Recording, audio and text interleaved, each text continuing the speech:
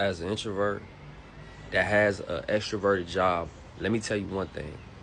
I don't care what time it is, when it's time to go on my motherfucking break or when it's time to go on my lunch, I will be eating in my car. I don't care that y'all got tables set up.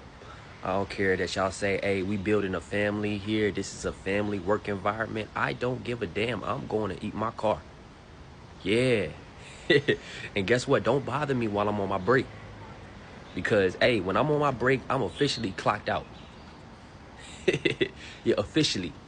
On and off the clock. I'm clocked out. I'm clocked out of this job. I'm clocked out of whatever y'all ask me to do. I'm just not even, my brain doesn't even register I'm at work. When I'm on my break, I'm on my motherfucking break.